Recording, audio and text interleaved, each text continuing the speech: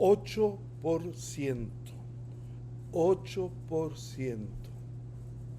No es una tasa de interés. No es el crecimiento del PIB.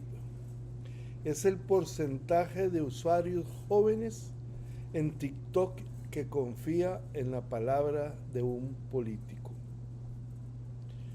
Básicamente, si eres un líder tradicional hoy, para el 92% de tu audiencia, eres, en el mejor de los casos, ruido de fondo y en el peor, una mentira con corbata.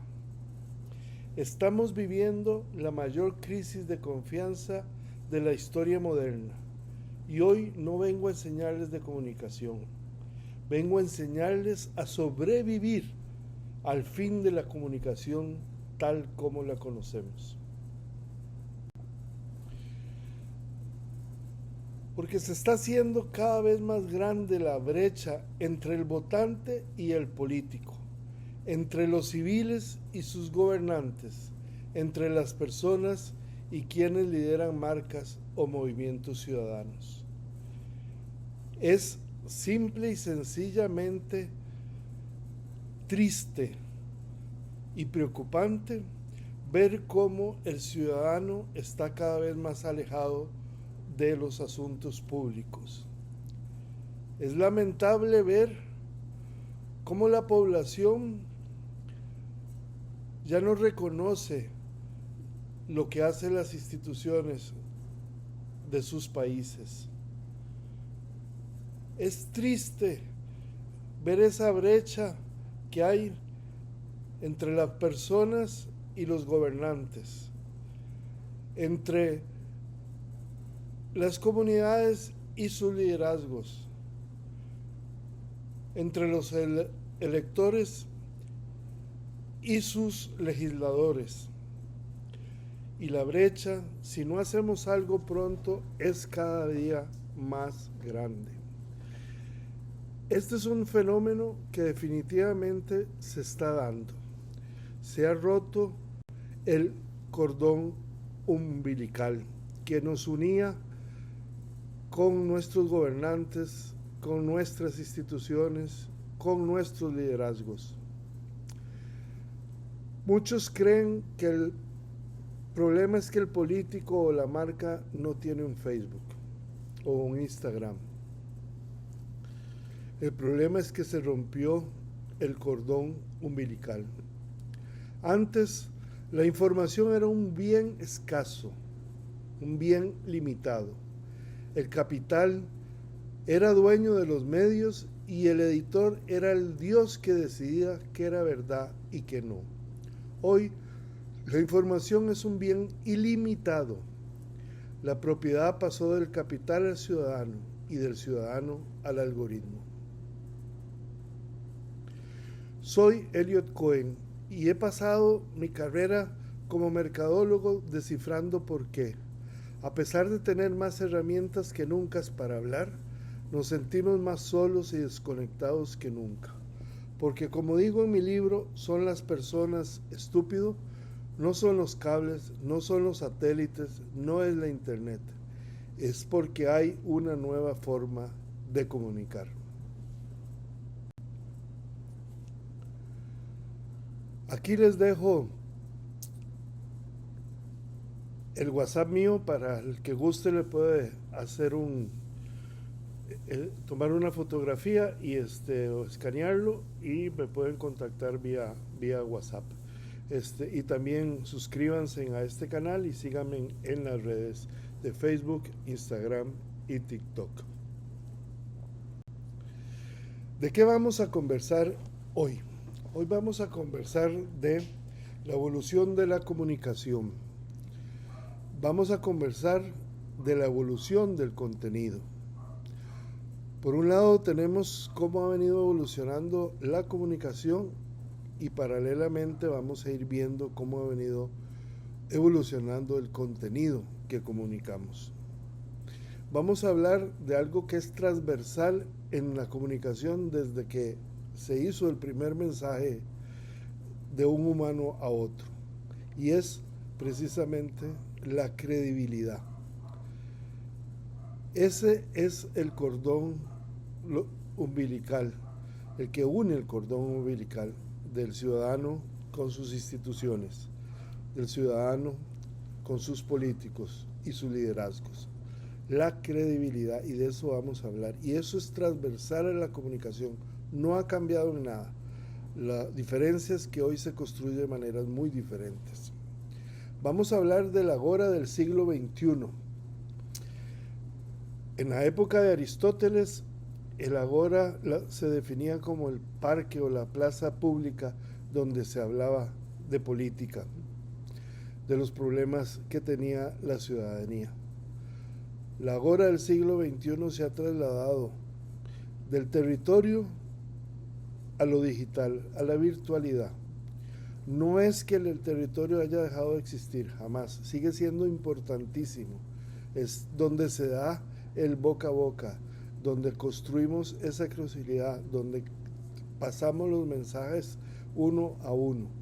Pero también hoy, gracias al internet y a los teléfonos inteligentes, hay una nueva plaza que es la plaza digital, que es la agora del siglo XXI, y de eso vamos a hablar también.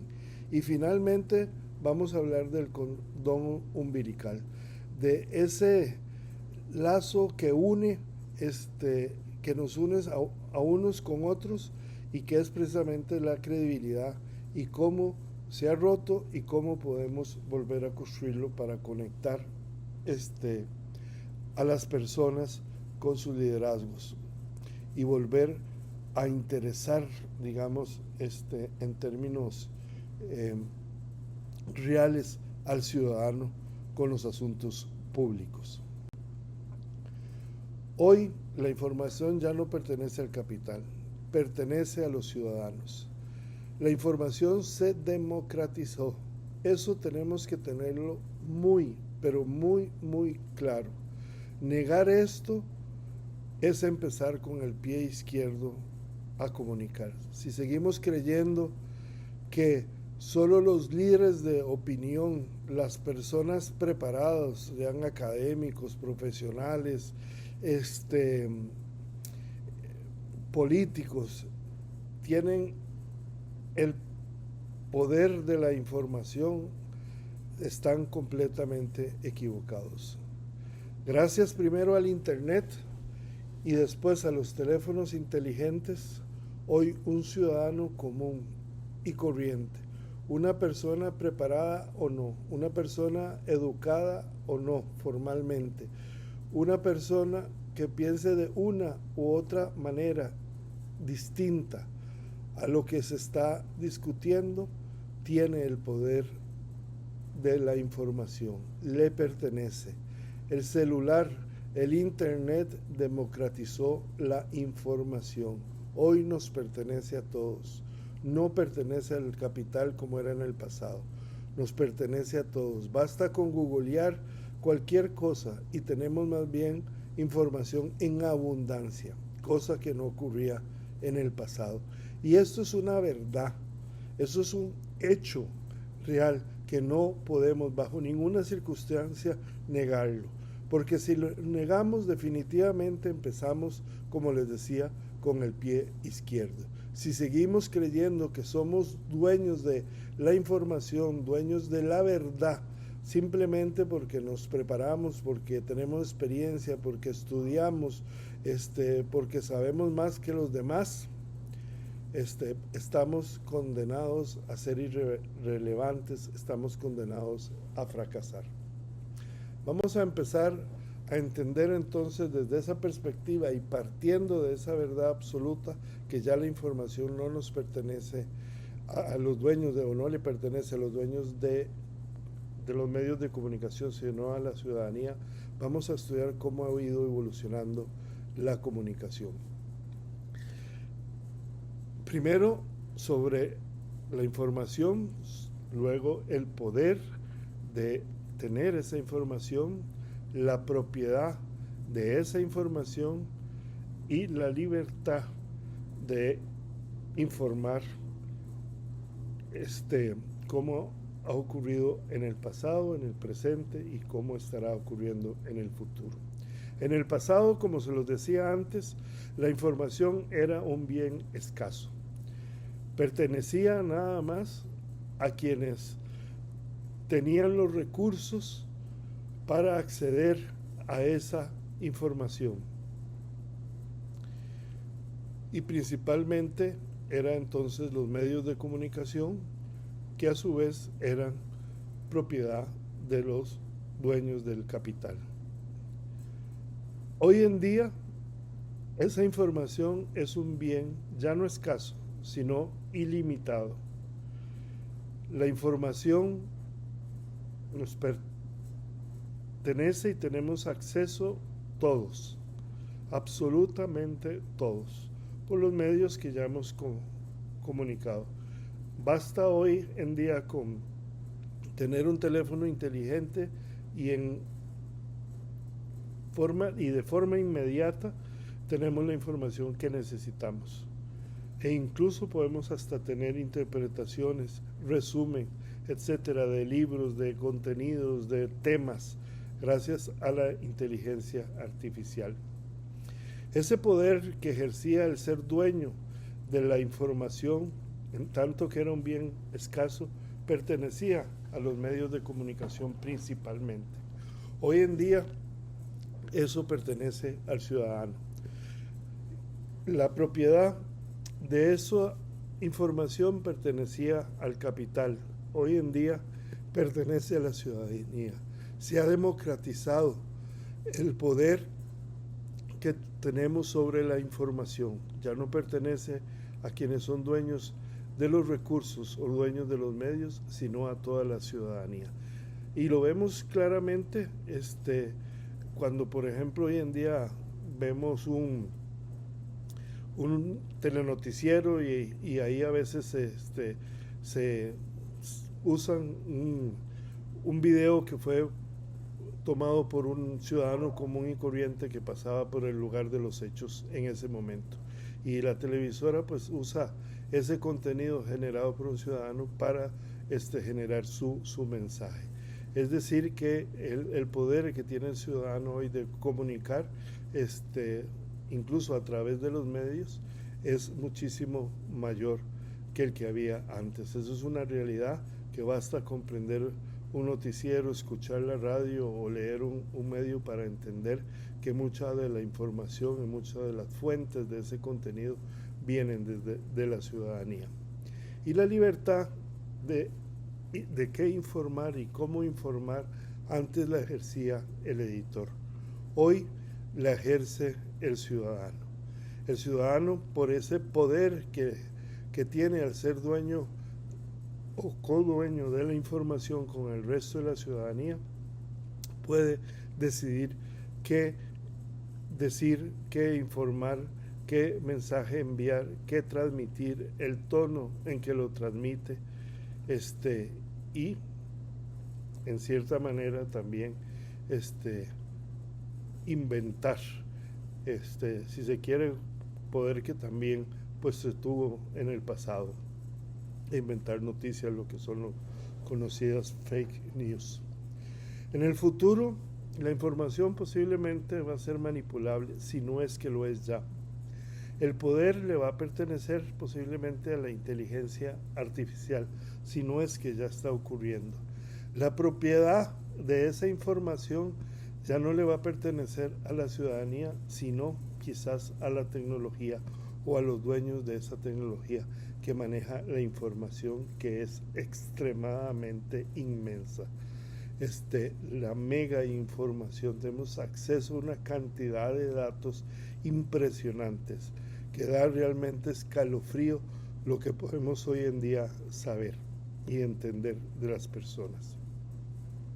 Y la libertad de ejercer y de qué se transmite y qué no se transmite la va a tener el algoritmo. Es el algoritmo el que va a decidir en función de la data que tiene, en función de sus herramientas tecnológicas, qué va a informar y qué no va a informar, en qué tono lo va a hacer y cómo lo va a distribuir. Así es como ha venido evolucionando la comunicación y tenemos que entender, claro, esta evolución que se ha venido dando y hacia dónde vamos. En el caso concreto de la política, en el pasado se interactuaba, o la relación del uno a uno, de la persona con la persona, se daba básicamente en la tierra, lo que se conoce como tierra. Es decir, en el trabajo territorial, en el trabajo que hacían los dirigentes de barrio, los dirigentes de caserío, los dirigentes de distritos, de cantón, de provincia, con sus poblaciones, con sus audiencias. Ahí era donde se interactuaba. Además se generaban eventos masivos como las plazas públicas, o más pequeños como los mitines o piquetes. Hoy en día eso se sigue dando, pero en muchísimo menor grado y nivel de importancia, y hay otro lugar donde estamos empezando a interactuar, que es en el mundo digital, en las plataformas, en el Facebook, en el Instagram, en el YouTube, en el WhatsApp. Definitivamente en Latinoamérica es una herramienta vital para interactuar con nuestras audiencias, con nuestros públicos. Este es un escenario donde hoy se está dando la política, y desgraciadamente aquellos que siguen creyendo que son todavía dueños de la información se están quedando atrás, porque no están participando de esa ágora, de esa plaza pública de Aristóteles del siglo XXI, que es la plaza digital. En el futuro, esa relación se va a dar, o se va a interactuar entre la tierra, la digital y en el metaverso. Hacia eso vamos caminando a pasos agigantados. A nivel de medios para generar mensajes, para generar información, se utilizaba el aire, lo que se conocía antes como el aire, que son los medios tradicionales de comunicación, las relaciones públicas, la prensa escrita, hablaba y televisaba, las revistas, todo ese trabajo de comunicación, la publicidad pura y simple, las vallas de carretera, los anuncios en periódicos, los megáfonos, todo ese contenido publicitario y de medios es lo que antes se conocía como aire. En el pasado, la política o el mensaje político se realizaba en dos grandes escenarios, que eran la tierra y era el aire. Hoy en día esos escenarios son la tierra, lo digital, el aire y evidentemente la internet, que se viene a sumar o a formar parte de otro medio de comunicación por el que transmitimos, y es donde generalmente se envían mensajes. Y ahí estamos hablando entonces de los posteos, de los reels, de incluso pauta publicitaria digital que hoy en día se da en internet, ¿okay? Y en el futuro tendremos el aire y los datos, la información, todo lo que tenemos será la forma en que vamos a comunicar en el futuro, definitivamente. Ayer la información era tierra, estática, local y pesada. Hoy la información es aire, digital, internet, es ubicuidad, definitivamente. La información hoy en día es ubicuidad. Mañana la información es nube, es inteligencia artificial, manipulable, predictible y viral, lastimosamente. Si no procedemos a entender cómo funciona y a generar quizás hasta legislación para controlar de alguna manera esa información, estamos poniendo en riesgo la misma civilización. Cualquier persona hoy puede generar contenido. Ese es otro cambio fundamental que hay que tener. Como vimos, primero, la información no pertenece al capital como era antes, nos pertenece a todos. La información o el poder sobre la información se ha democratizado. El segundo elemento importante en esta evolución de la comunicación es que cualquiera puede generar contenido.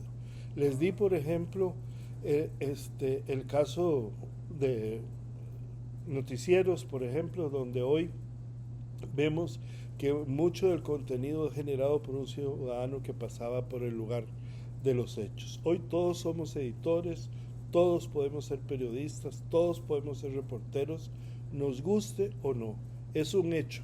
Aquí yo no vengo a decir que está bien o que está mal, vengo a decir lo que son verdades, lo que son realidades absolutas, si se quiere, desde el punto de vista de la comunicación. Primero, ya no es el capital el dueño de la comunicación. Y segundo, cualquiera hoy en día puede generar contenido. Cualquiera, absolutamente cualquier persona. Basta con tener una camarita en su teléfono para poder generar contenido.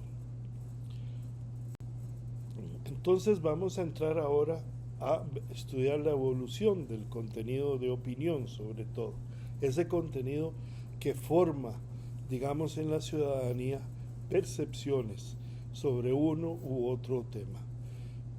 Cualquier persona hoy es un medio de comunicación. Pasamos por un lado del contenido que lo ejercía o lo decidía el editor en el pasado, pasamos de un mensaje que viajaba verticalmente, es decir, del editor hacia el ciudadano, hacia el lector. Pasamos de fuentes que se tenían que ir a buscar, ir al lugar de los hechos, para tener esa información, para poder generar el contenido, a una distribución que se hacía de una manera unicanal, es decir, a través de un radio, a través de una televisora o a través de un medio impreso. Hoy en día, en el presente, el contenido, como decide el ciudadano, qué quiere escribir, qué quiere decir, qué quiere documentar, qué quiere transmitir, sobre qué quiere opinar. Y el mensaje viaja ya no verticalmente de arriba hacia abajo, sino de manera horizontal. Es decir, yo veo algo, grabo un videíto, lo paso por WhatsApp a un similar, a un amigo, y ahí empieza a circular por aquí, por allá. En algún momento puede ser que un medio de comunicación recoja ese contenido que yo hice y lo pase al aire, es decir, lo pase a su medio de televisor, como ocurre y lo podemos ver hoy en día a cada rato, viendo los noticieros o viendo la misma radio. Antes las fuentes de información había que irlas a buscar, hoy no las encontramos. Eso es un cambio también muy importante en nuestra cultura de consumo de contenidos. En un pasado nosotros teníamos que esperar a que fuera temprano en la mañana para ir a recoger el periódico, para leer las noticias de ayer. Hoy en día, simplemente estamos oyendo una canción, o siguiendo a un familiar en sus redes y nos aparece una noticia que nos puede captar la atención. Es decir, la información hoy no la encontramos, ya no la buscamos, y eso es importante entenderlo también, como vamos a ver más adelante. Y la distribución de esos mensajes ya no salen por un solo canal, es decir, ya no salen solamente por el periódico que la hizo, o por la televisora que lo hizo, sino que salen del ciudadano que se la pasa a otro, que la vez la publica en algún medio, o algún medio la coge de las redes sociales y la transmite, y otro medio más grande también la puede coger y lo transmite, y se va multiplicando por todos lados, y de manera que nos encontramos hoy en día la noticia en la radio, en la prensa, en la televisión, en el Facebook, en el Instagram, en el TikTok, en el WhatsApp, absolutamente por todos lados. Hoy en día la distribución de la opinión es multicanal y eso tenemos que entenderlo. No podemos seguir generando opinión, y pongan atención sobre todo las instituciones, no pueden seguir generando opinión solo con boletines de prensa como lo hacían hace 20 años. Eso ha cambiado totalmente. Si siguen comunicando a través de los boletines de prensa, le van a hablar al 20% de la población en el mejor de los casos, no al 100 o al 90% de la población si lo hicieran como hoy se debe comunicar. Tenemos que entender eso y darlo como un cierto, como un hecho que tenemos que mejorar, como un hecho al que le tenemos que poner atención fundamental para poder conectar con la ciudadanía definitivamente. En el futuro, el contenido, si no es que ya lo genera la inteligencia artificial, el mensaje hoy en día que viaja horizontalmente, en el futuro va a navegar, si no es que ya también de forma multidireccional, es decir, de arriba hacia abajo, del lado hacia el otro lado, para todos lados, de manera de 360 están viajando ya los contenidos. La fuente hoy en día, incluso debido a la tecnología, se puede hasta crear, ahí es donde nacen, por ejemplo, las fake news, o generar percepciones que se convierten en verdades que realmente no tienen un sustento racional, pero sí un sustento emocional que hace que ya los hechos no sean verdades, sino las percepciones. Y eso está ocurriendo ya hoy en día. Y la distribución definitivamente es viral. Hoy es demasiado el ruido, digamos, que tenemos sobre temas políticos precisamente por esa viralidad de los contenidos. Y ahí tenemos que prestar atención porque es precisamente ese ruido que estamos generando desde el punto de vista político que tiene también al ciudadano un poco hastiado de la política, de lo que estamos viendo hoy en día. Hoy en día ya no usamos hechos para convencer a las personas sobre algo que es verdad. Usamos percepciones. Hoy es verdad lo que es percibido, no lo que es comprobado racionalmente. Nos guste o no nos guste. Repasemos entonces los fundamentales de lo que es el contenido de opinión. Se interactuaba en función de ideologías, de lo que pensábamos, de los valores, de los principios ideológicos que cada uno de los ciudadanos tenía. Los medios se generaban contenido en función de los hechos, por lo menos teóricamente, aunque a veces algunos hechos se tergiversaban para beneficio o del interés propio de los dueños de esos medios. Sin embargo, la realidad es que hoy en día los fundamentales es que el contenido se genera en función de las necesidades y los deseos de las personas. Podemos ver, por ejemplo, personas que les gusta las mascotas agrupadas en un solo movimiento de defensa a los perros o de protección a los perros callejeros, ¿verdad? Personas de ideologías totalmente opuestas o en temas incluso tan delicados como el aborto.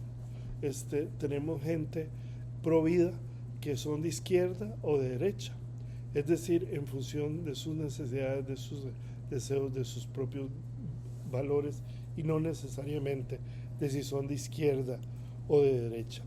Eso es un cambio, sobre todo en el contenido político, que hay que tenerlo muy, muy claro. Permítame tomar un traguito de agua. Gracias. Con respecto a los medios, entonces, como les decía, ya los medios no trabajan sobre hechos, trabajan sobre percepciones. Y ahí es donde es importantísimo entender que esas percepciones se generan hoy, se fabrican o se reciben del mundo digital, de la plaza digital. Es ahí donde se generan las percepciones sobre uno u otro tema en la plaza digital, como a través de contenido emocional. Recordemos, como otro tercer elemento fundamental de estos que hemos venido viendo, que es el cambio de la propiedad, por un lado, de la propiedad de la información, la evolución del contenido y finalmente la emocionalidad del contenido. Tenemos que dar como un hecho irrefutable que la decisión de voto, la decisión de apoyar a una institución o apoyar una causa e incluso la decisión de apoyar una marca o comprar un producto se da en el cerebro límbico.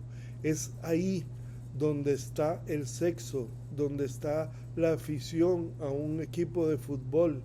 Es ahí donde está la fascinación por un actor, una actriz, por un cantante. Es en el cerebro límbico, es 100% emocional. La parte racional viene de 2 a 7 segundos después para que los racionalistas se justifiquen de su decisión emocional. Pero todas, absolutamente todas las decisiones se toman emocionalmente. Sobre todo con el exceso de información que existe hoy en día. Es tanta, pero tanta la información que es imposible tomar una decisión racional. Al fin de cuentas, terminamos tomando decisiones emocionales. Y es con esas emociones donde generamos percepción. Y eso tenemos que tenerlo también muy claro. Hoy interactuamos con el cerebro. En el futuro vamos a lograr, si no es que ya en alguna manera se está haciendo, lograr podernos meter en el cerebro de las personas e interactuar con ellos. Yo que hago un poco de estudio neuromarketing para nuestras estrategias de contenidos, les puedo decir que, por ejemplo, en 3 segundos de tener una persona conectada a aparatos de neurociencia, aparatos de neurotecnología, podemos sacar alrededor de 3.000 datos por segundo fácilmente, mientras que en una encuesta, por ejemplo, sacamos de resultado en un segundo una respuesta que además es pensada. Los otros son respuestas inconscientes, es lo que realmente la gente está sintiendo, y en función de eso podemos generar contenido que vaya directamente al cerebro de las personas. Y los medios entonces es justamente la data, la información que hoy en día tenemos, y así es como ha ido evolucionando los hechos. Si los hechos contradicen mi percepción en el siglo XXI, lo que suele morir es el hecho, y es lo que está pasando. Esa es la tragedia de nuestra era. Hoy usamos percepciones, antes usábamos hechos. Esa es la tragedia de nuestra era. La credibilidad, cuarto elemento, es la moneda de cambio que tienen los políticos, los gobernantes y las marcas. Las personas me votan porque me creen. Las personas me compran porque me creen. Las personas me apoyan porque me creen. La credibilidad es la moneda de cambio del voto, de la venta, del apoyo. No hay otra, y eso ha sido así desde siempre. Y esta credibilidad se construye con 3 elementos fundamentales. Primero, la escucha real. No el olfato, como me dicen muchos políticos. No es que mi olfato político me dice que es por aquí. Es que mi experiencia de años me dice que es por aquí. O en marcas comerciales donde muchas veces me dicen, siempre lo hemos hecho así y seguiremos haciendo así. Es decir, no escuchan lo que la gente está queriendo decirnos.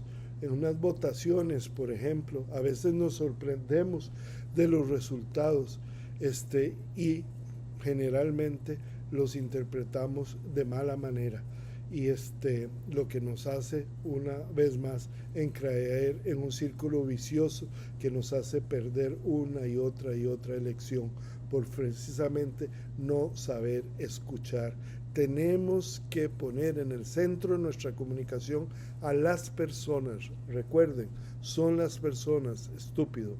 Ellos tienen que estar en el centro de nuestra comunicación y tenemos que generar empatía, tenemos que generar entendimiento sobre lo que ellos nos están queriendo decir, sobre la forma en que votaron a un candidato, por la forma en que compraron un producto o la forma en que están apoyando una organización no gubernamental.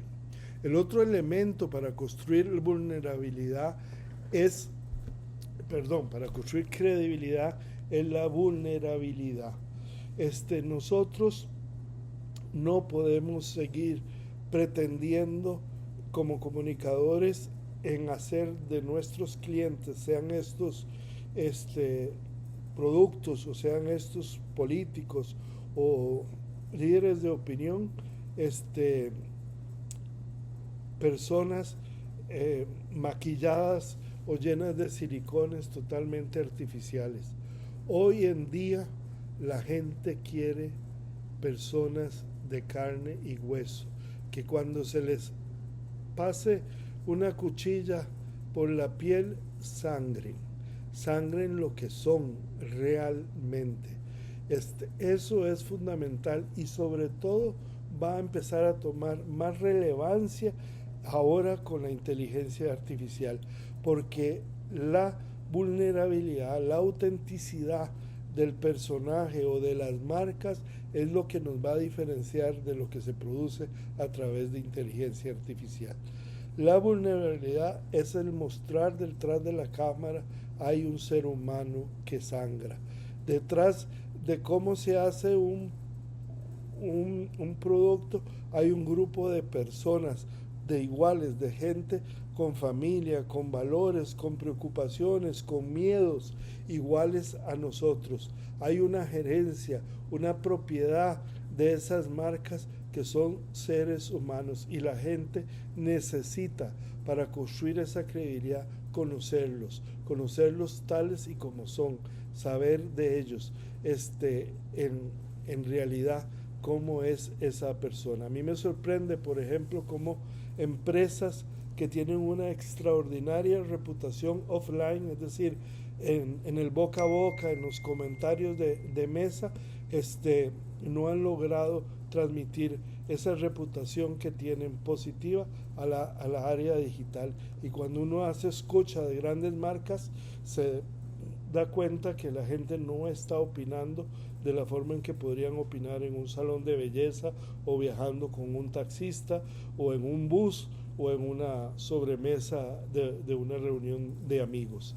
Esa reputación offline hay que también transmitirla online, y eso es un desafío que tienen las marcas, que tienen las instituciones y que definitivamente tienen los políticos por asistir. Y el tercer elemento es la consistencia, la coherencia, que lo que posea sea realmente lo que respitas. La honestidad, la autenticidad. Tenemos que ser lo que somos. La gente tiene que sentir que lo que sentimos es real, es verdadero, no es fabricado, que lo que decimos lo sentimos y que lo que hacemos también lo sentimos. Es decir, tiene que haber una coherencia radical entre el ser y el hacer. Eso es fundamental hoy en día para construir credibilidad. Los políticos, los candidatos hechos al estilo de Hollywood, como ocurrió desde la era de Ronald Reagan, están muertos, ya no son válidos. Tenemos que entender eso. El electorado ya no le interesa los políticos de silicona, no les interesa los políticos que griten más, no les interesan los políticos más peliones, les interesan seres humanos auténticos. Y eso es la manera de volver a conectar con nuestra ciudadanía. Antes, a las marcas y a los gobernantes les cuesta entender que sus rostros no tienen que estar en todos los posts. A mí me sorprende, por ejemplo, cuando veo a veces, sigo o hago investigación un poco sobre legisladores, por ejemplo, diputados o senadores, y en cada posteo, ley número tal y tal y tal, la foto de ellos. Y hoy fui a visitar la comunidad de tal y tal, y solo la foto de ellos. Señores, no se trata de ellos. Ustedes no son productos, no son Coca-Colas, no son la última Coca-Cola del desierto. Se trata de las personas. Deberían de empezar a cambiar sus fotos, que son el objeto de la comunicación, por el sujeto de la comunicación, que es la gente. Y eso es válido también para las marcas. El ciudadano no quiere ver tus selfies, quiere ver su problema resuelto con una solución, sea esta política, sea un producto comercial o un servicio comercial. La gente lo que quiere es ver soluciones, no caras fabricadas, no política con silicón. Esa es la realidad de lo que nos enfrentamos y esa es la forma en construir credibilidad. Un estudio de la Universidad de Oxford y el Instituto Reuters dice, entre otras cosas, que el 56% de las personas que frecuentan Facebook dicen que consumen noticias mientras están en la red por otros motivos. Es decir, lo que vimos antes, aquí se los traigo para confirmar con datos del Instituto Reuters y la Universidad de Oxford, que el 56% de la gente se encuentra la noticia, ya no la buscan. Primera realidad de la que hablamos. Que 8% de credibilidad tienen los políticos entre las personas que usan TikTok para consumir noticia. Solo 8% de credibilidad. Es decir, no le creen a los políticos. Están desvaluados. Tienen una crisis de credibilidad fundamental y si no cambian la forma de comunicar, van a ir desapareciendo y se van a convertir en irrelevantes. No se trata de ruido, se trata de conexión, como vimos hace unos minutos. El 12% de los usuarios menores de 34 años, es decir, un poquito más de un tercio de la humanidad, confían en los medios de comunicación, no confían en los medios de comunicación tradicional. Es decir, que el 88% de las personas no confían en los medios de comunicación tradicional. Tremendos datos, señores y señoras, tremendos datos. Y un 40% de ellos construyen su credibilidad en lo que se informan a través de sus similares, de la gente común y corriente. Es decir, que una persona le cree más a una información que le envió vía WhatsApp, por ejemplo, un compañero de la escuela al que no ve hace 30 años, que lo que sale publicado en un medio de comunicación tradicional. La gente se está formando a través del conocimiento de las otras personas y donde se está generando la transmisión de todos esos mensajes en la agora del siglo XXI, en la plaza digital. Ahí es donde hoy en día la gente está construyendo credibilidad y es sorprendente ver cómo los políticos tradicionales, las marcas tradicionales, las instituciones tradicionales no están en la plaza digital comunicando, interactuando, teniendo una relación con sus objetos de la comunicación, con sus sujetos de su ser y de su hacer, con sus públicos, no están conectando, y de ahí la brecha que existe entre unos y el otro.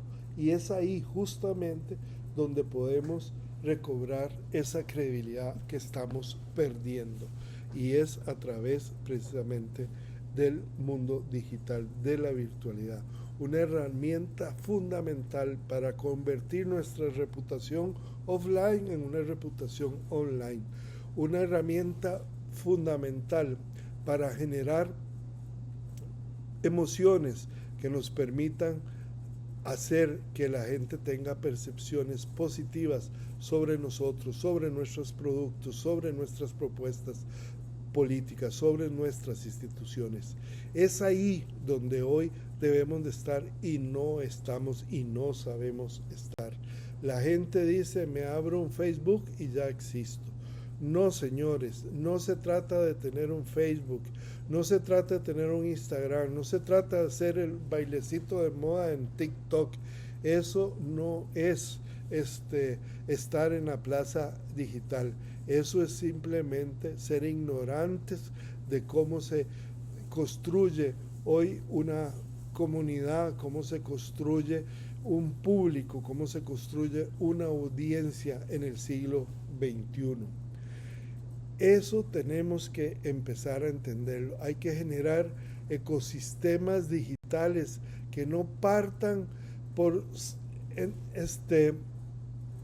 de que son ellos o sus productos los que tienen que estar en todos lados, que no son ellos los que tienen que aparecer en las vallas, o que tienen que aparecer en los posteos que hacemos, sino es la gente, el sujeto de nuestra comunicación, la razón de ser, nuestro propósito como marcas, como políticos, como personas, son las otras personas, es justamente el prójimo, y eso tenemos que hacerlo sobre todo con muchísimo cautela, con muchísimo conocimiento, con mucha, pero mucha estrategia, porque de otra manera vamos a fracasar. Cuando usted ve un político que tiene un 8% de credibilidad, él no puede comunicar muchas cosas si quiere que se acepta, sino lo que se corre el riesgo es más bien que rechacen sus propuestas porque no le creen. Lo primero es construir credibilidad.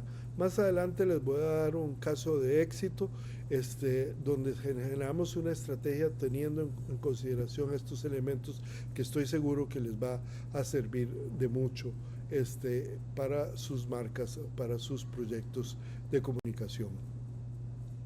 Un ecosistema estratégicamente pensado para llegar a toda su audiencia con el mensaje correcto y el tono y el color correcto. De eso se trata, no de abrir un Facebook, un TikTok o un Instagram y tener un CRM de WhatsApp o de cualquier otro. No, se trata de todo un ecosistema estratégicamente pensado, diseñado para llegar a la audiencia que nos interesa en el tono y el color que conectamos. Esa es la clave del éxito y eso es en lo que nosotros nos hemos venido especializando. La comunicación moderna es de corazones y no de razones. Tenemos que tener eso muy, muy claro. Hoy en día estamos hablando de emociones, si queremos ganar, vender o conquistar el apoyo de una de nuestras causas. No estamos hablando de razones, estamos hablando de corazones. Les dije que iba a hablarles de un caso de éxito de una campaña que hicimos, creo que hace como entre 5 y 7 años, no la recuerdo exactamente. pero se trataba de una empresa en Costa Rica, una empresa estatal que se llama Recope, es la refinadora costarricense de petróleo, y es que no refina, ya dejó de refinar hace muchos años, pero bueno, se llama así y es la que tiene el monopolio de la distribución de los hidrocarburos, gasolina, diésel para aviación, búnker, el gas, etcétera, todos los productos derivados de los hidrocarburos.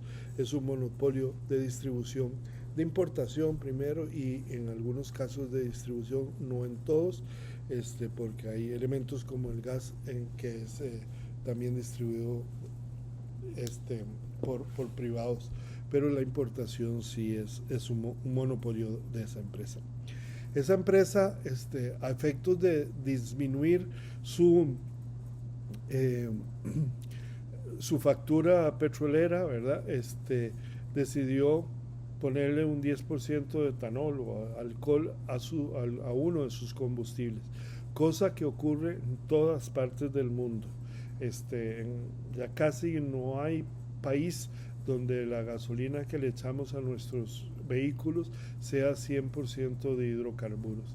Generalmente tienen al menos un 5 a un 10% de etanol o alcohol, y en otros países como Brasil incluso tienen porcentajes muchísimo más altos. Entonces, con ese objetivo, la junta directiva decidió sacar un nuevo producto con esto. Lo implementaron y fue un fracaso absoluto. El presidente ejecutivo me llamó y me dijo, no entendemos qué fue lo que pasó. Y entonces le dije yo, credibilidad. Desgraciadamente a esta institución se le ha venido dando una campaña por los enemigos de la institución o del partido político en el gobierno, diciendo que es un elefante blanco, que no sirve para nada, la refinadora que no refina, una burocracia inútil, etcétera, etcétera, y gozaban de una reputación terrible. Incluso había un hashtag en ese entonces que decía "me cago en Recope", y la gente se levantaba cuando había un aumento del precio de los combustibles con ese hashtag "me cago en Recope", y algunas veces, si el aumento era grande o no había otros temas, incluso se convertía en tendencia. A veces uno iba circulando por la calle y se encontraba carros con calcamonías que decían "me cago en Recope". Y entonces yo le dije, bueno, aquí lo que hay que hacer primero que nada es cambiar esa reputación que tiene Recope en el costarricense antes de emprender cualquier otro proyecto, cosa que tenían proyectos muy interesantes. Incluso el proyecto de etanol era un proyecto muy interesante, que realmente pues fracasó por un problema de credibilidad que tenía la institución. Entonces se nos contrató e hicimos primero una investigación. Recuerden el círculo virtuoso de la comunicación: investigación, estrategia y después hacer los contenidos y hacer el producto. Entonces, en esa investigación nos encontramos con cosas muy interesantes y que el costarricense no sabía. Por ejemplo, que el elefante blanco en cada 100 colones de combustible representaba apenas el 4% de lo que el ciudadano pagaba. Es decir, que el elefante blanco no era tan grande como la gente decía. Eso fue un dato fundamental que nos sirvió de mucho, como les voy a explicar ahorita. El otro dato importante que logramos determinar fue que, perdón, me voy a tomar agüita. El otro aspecto que era, pero básico, es que el precio de los combustibles no los fija Recope, como creía la ciudadanía. El precio de los combustibles está dado por una ley que obliga a ARECEP, que es la reguladora de los servicios públicos, a ponerle el precio de los combustibles cada 15 días debido a las fluctuaciones de este commodity en el mercado internacional. Entonces, simple y sencillamente, no es Recope que fija los precios de los combustibles y los costarricenses no lo sabían. Entonces empezamos una campaña, y óigase bien, una campaña no desde la oficialidad, porque la credibilidad de Recope era cero. Nos iba a pasar exactamente lo que le pasó a etanol. Si nosotros empezábamos a decir que el elefante blanco es apenas el 4% del precio del combustible, si lo decíamos desde la oficialidad. Entonces generamos un ecosistema a través de medios digitales, de activistas digitales, de líderes de opinión reconocidos, y empezamos a generar contenido con dos objetos fundamentales. El primero, hacerle ver al costarricense la composición de los combustibles, donde Recope era apenas un 4%, donde el elemento más importante en el precio de los combustibles era un 30 y pico por ciento, creo que 32 o 36, no recuerdo exactamente ahora bien, que es un impuesto para mantenimiento de las carreteras, y Recope era simplemente un recolector de impuestos para Hacienda, es decir, recogía a través del combustible ese impuesto que estábamos pagando todos cada vez que llenábamos nuestro tanque, y se lo pasaba a Hacienda supuestamente para el mantenimiento de las calles y carreteras. Y el otro elemento importante era que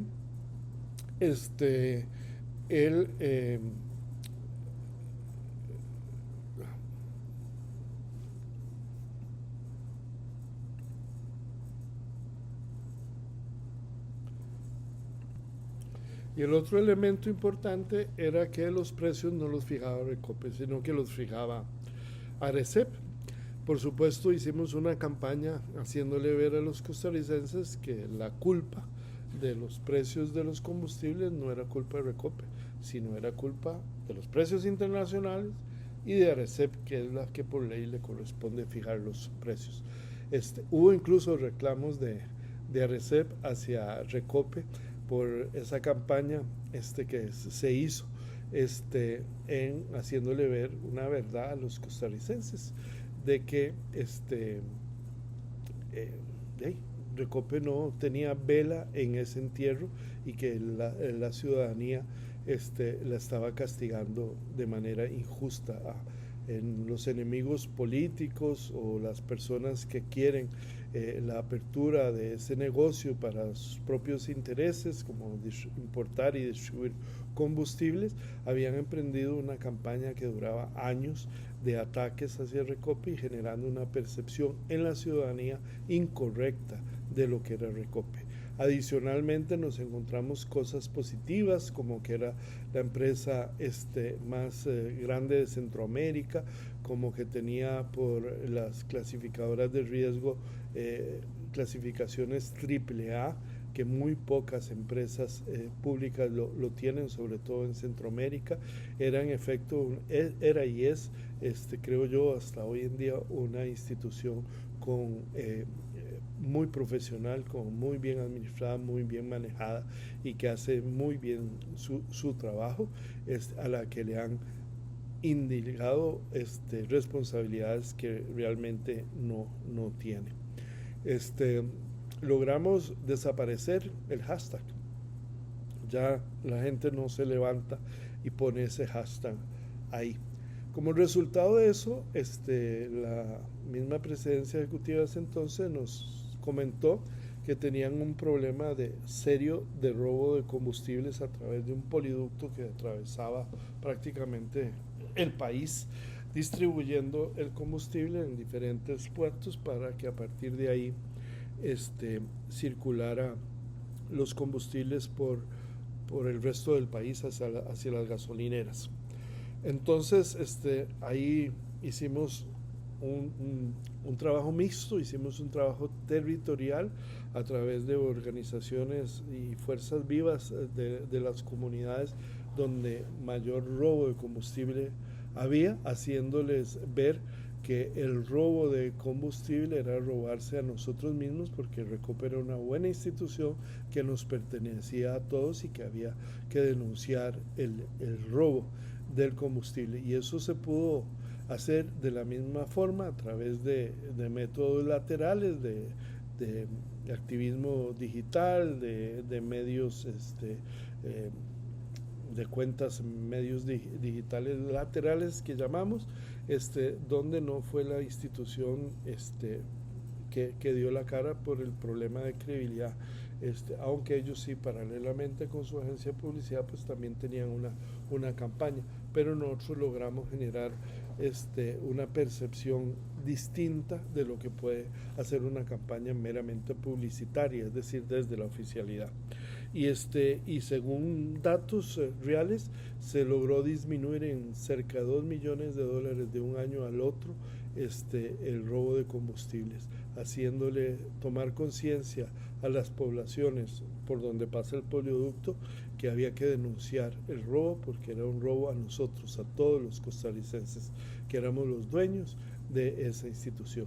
Y ese es un caso de éxito, de una forma en que hoy en día podemos comunicar para cambiar percepciones más aterrizadas, y que nos permiten hoy conectar de una mejor manera una institución con nuestras audiencias o nuestros públicos.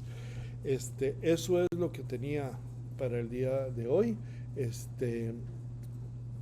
Tenemos que recordar que la única forma de trabajar o la comunicación hoy es generando ecosistemas estratégicamente hechos y no olvidándonos nunca de que tienen que tener muchísima humanidad, y eso pasa por entender, por escuchar bien el sentir de nuestras audiencias, de nuestros públicos. Mi reto para hoy, para todos ustedes, es que no se abran un Facebook para existir, abran una conversación para conectar. No busquen ser virales por un minuto, busquen ser creíbles por una década. Recuerden siempre, en un mundo inundado de inteligencia artificial, la inteligencia emocional y la autenticidad son el único refugio que nos queda. Muchas gracias.